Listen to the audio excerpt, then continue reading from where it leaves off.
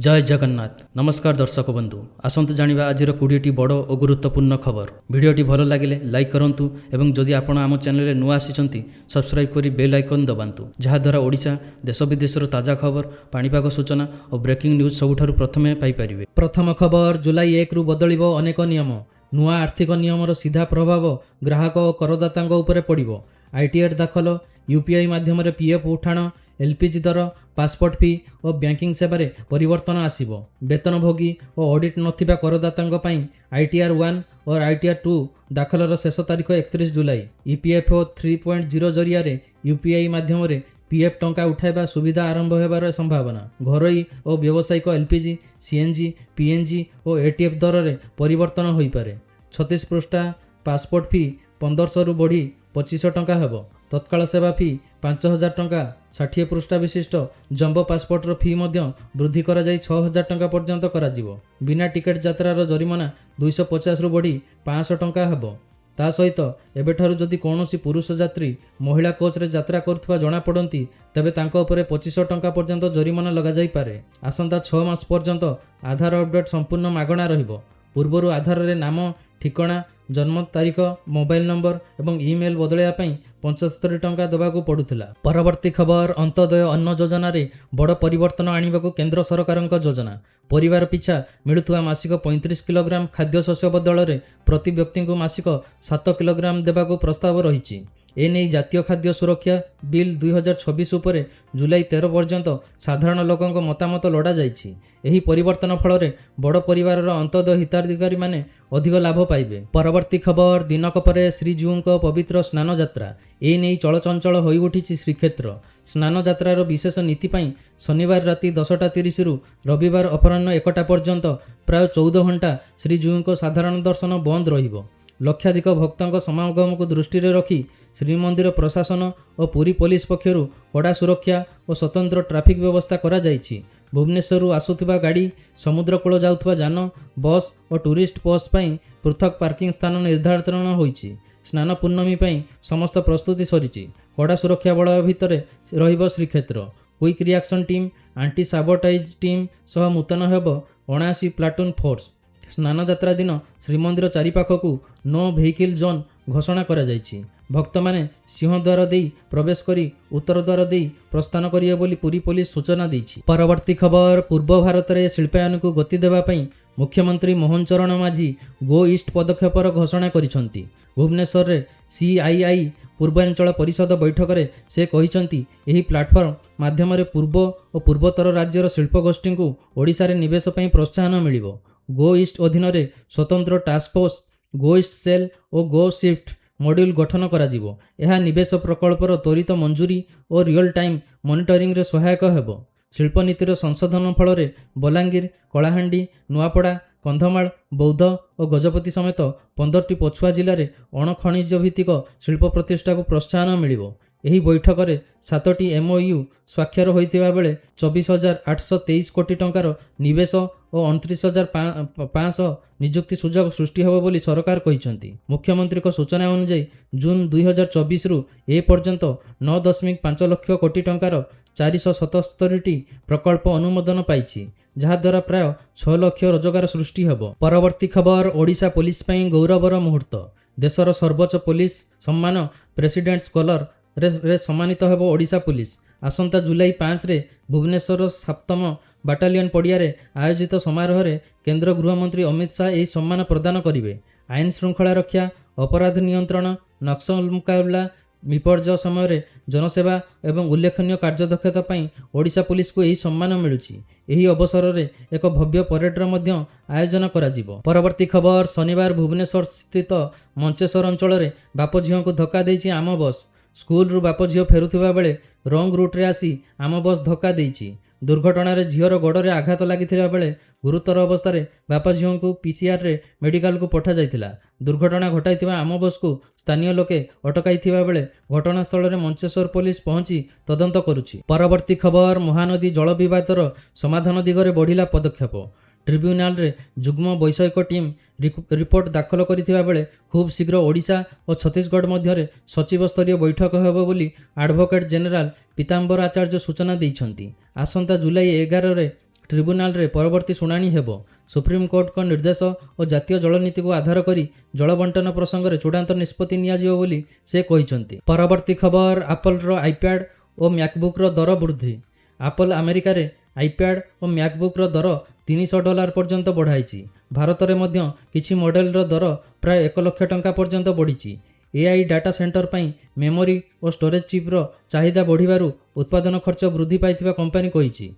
नुआ दर अनुसार 512 GB MacBook air दर $200 एवं एक टीवी मैकबुक प्रो दर $300 बढ़ी। होमपैड और एप्पल टीवी मूल्य मध्य वृद्धि करा जायछि। तबे वर्तमान पई आईफोन दर में कौन परिवर्तन होई नथिले मध्य आगामी दिन में यार मूल्य बढ़ी पारे बोली बजार विशेषज्ञ मत। परवर्ती खबर नवजात शिशु को 1 ग्राम सुना मुदी देबे तमिलनाडु सरकार।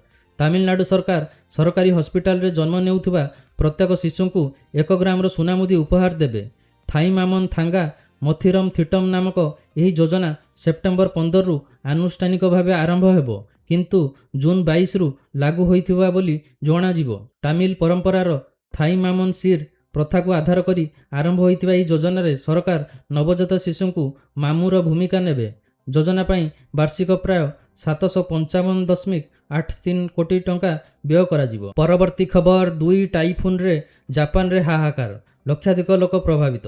प्रशांत महासागर रे सक्रिय टाइफून मेखला और हिगोस परस्पर निकटतर होई फुजिवार इफेक्ट सृष्टि करिछि। एहार प्रभाव रे जापान, ताइवान और फिलिपाइन्स उपकूल अंचल में भयंकर पवन, प्रबल वर्षा और समुद्र जुआर देखा देइछि। घंटा प्रति 185 रु 230 किलोमीटर बेगरे पवन बहुतवा बेले बन्या और भूस्खलन आशंका बढ़ी। जापान और ताइवान रे प्राय 10 लाख लोक सुरक्षित स्थान को स्थानांतर पई परामर्श दिया जाइछि। बात्या प्रभाव में विमान और ट्रेन सेवा बाधाप्राप्त होइथिबा बेले टोयोटा और निशान निजर किछि कारखाना रे उत्पादन सामयिक भाव बंद करिसंती। सरकार पक्षरु जरूरी सतर्कता जारी करा जाइछि। परवर्ती खबर अफगानिस्तान रे 6.2 तीव्रतार भूकंप, दिल्ली समेत उत्तर भारत में झटका अनुभूत।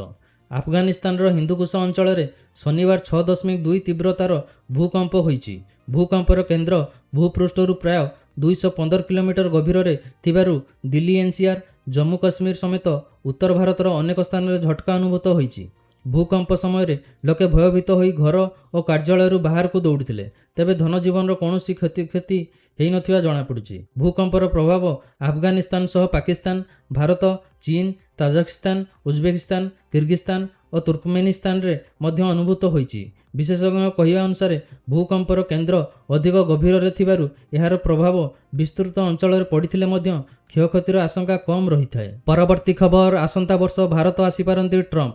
अमेरिकार राष्ट्रपति डोनाल्ड ट्रंप 2027 आरंभ में भारत गस्त करिपारंती। अमेरिकार वैदेशिक मंत्री मार्को रूबियो कहिसंती एही गस्त पई प्रस्तुति चलीछि एवं खूब शीघ्र गस्तर रूपरेखा चूड़ांत हेबो। रूबियों कहवा अनुसार भारत अमेरिका मध्य वाणिज्य चुक्ति मध्य शीघ्र संपन्न होबार आशा रही। से कहिसंती ट्रंप और प्रधानमंत्री नरेंद्र मोदी मध्य भल संपर्क रही एवं मोदी नेतृत्व में भारत विश्व में एक प्रमुख शक्ति भाव उभा होइछि। परवर्ती खबर मोहरम शोभायात्रा रे बड़ षड्यंत्र विफल, विषाक्त क्याप्सूल सह जड़े गिरफ।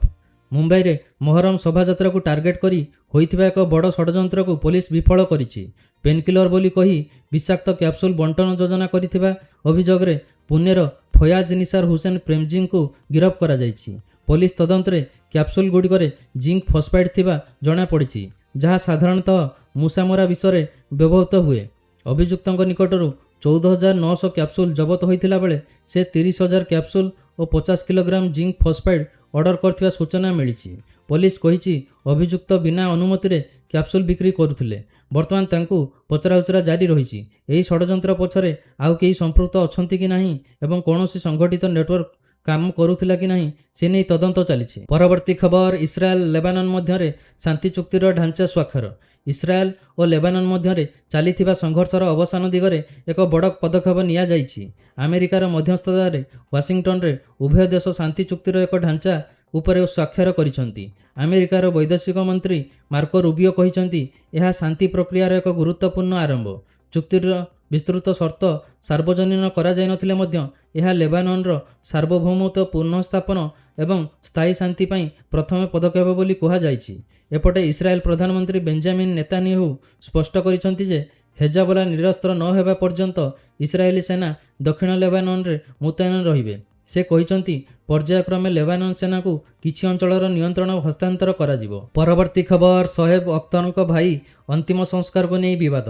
ପୂର୍ବତନ ପାକିସ୍ତାନୀ ଦ୍ରୁତ ବୋଲର ଶୋଏବ ଅଖତରଙ୍କ ବଡ଼ ଭାଇ ଶାହିଦ ଅଖତରଙ୍କ ଅନ୍ତିମ ସଂସ୍କାରକୁ ନେଇ ବିବାଦ ଦେଖାଦେଇଛି।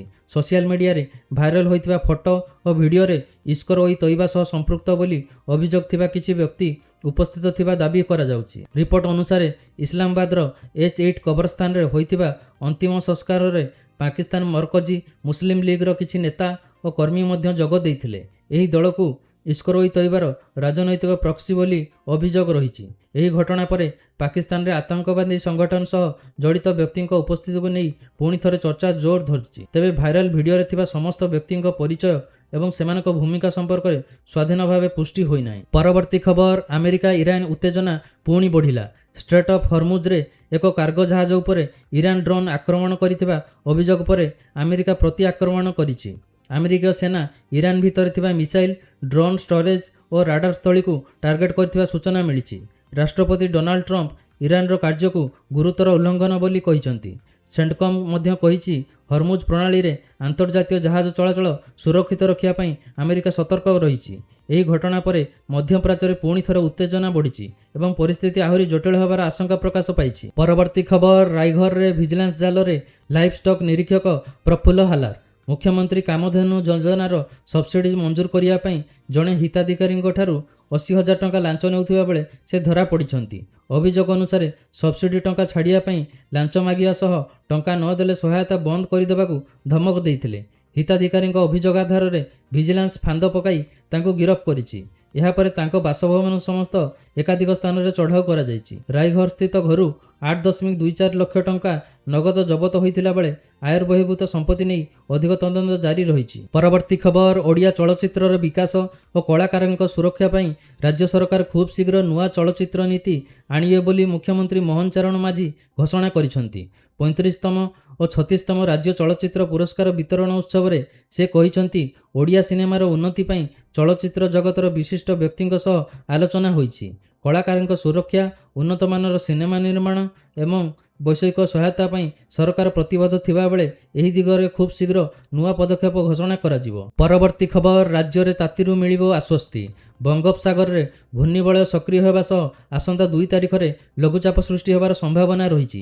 ଏହାର ପ୍ରଭାବରେ 1ରୁ 4 ତାରିଖ ପର୍ଯ୍ୟନ୍ତ ଓଡ଼ିଶାର ବ୍ୟାପକ ବର୍ଷା ହେବ ବୋଲି ପାଣିପାଗ ବିଶେଷଜ୍ଞମାନେ ପୂର୍ବାନୁମାନ କରିଛନ୍ତି। ଆସନ୍ତାକାଲିଠାରୁ ଆକାଶ ମେଘାଚ୍ଛନ୍ନ ରହିବା ସହ ତାପମାତ୍ରା କମିବ। ଆଜି ମଧ୍ୟ ରାଜ୍ୟର ବିଭିନ୍ନ ସ୍ଥାନରେ ଘଡ଼ଘଡ଼ି ଓ ବିଜୁଳି ସହ ବର୍ଷା ସମ୍ଭାବନା ରହିଛି। ପାଣିପାଗ ବିଭାଗ ଆସନ୍ତା 24 ଘଣ୍ଟା ପାଇଁ 23ଟି ଜିଲ୍ଲାକୁ ଅରେଞ୍ଜ ୱାର୍ଣ୍ଣିଂ ଏବଂ 7ଟି ଜିଲ୍ଲାକୁ ୟେଲୋ ୱାର୍ଣ୍ଣିଂ ଜାରି କରିଛି। ପ୍ରବଳରୁ ଅତି ପ୍ରବଳ ବର୍ଷା ସହ ଘଣ୍ଟା ପ୍ରତି 40ରୁ 50 କିଲୋମିଟର ବେଗରେ ପବନ ବହିପାରେ। 5ରୁ 6 ତାରିଖ ମଧ୍ୟରେ ତାତି କମିବ, ହେଲେ ଉଷ୍ମ ଓ ଆର୍ଦ୍ର ପାଗ ଜାରି ରହିବ। ଏହି ଲଘୁଚାପ ଜନିତ ବର୍ଷା ରାଜ୍ୟରେ ବର୍ଷା ଅଭାବକୁ କିଛି ପରିମାଣରେ ପୂରଣ କରିପାରେ ବୋଲି ବିଶେଷଜ୍ଞମାନେ କହିଛନ୍ତି। ଦର୍ଶକ ବନ୍ଧୁ, ଏହି ଥିଲା ଆଜିର 20ଟି ବଡ଼ ଖବର। ଭିଡ଼ିଓଟି ଭଲ ଲାଗିଥିଲେ ଲାଇକ୍ କରନ୍ତୁ ଏବଂ ଚ୍ୟାନେଲକୁ ସବସ୍କ୍ରାଇବ୍ କରନ୍ତୁ। ଭିଡ଼ିଓଟିକୁ ଶେଷ ପର୍ଯ୍ୟନ୍ତ ଦେଖିଥିବାରୁ ଆପଣଙ୍କୁ ଅନେକ ଅନେକ ଧନ୍ୟବାଦ। ଜୟ ଜଗନ୍ନାଥ।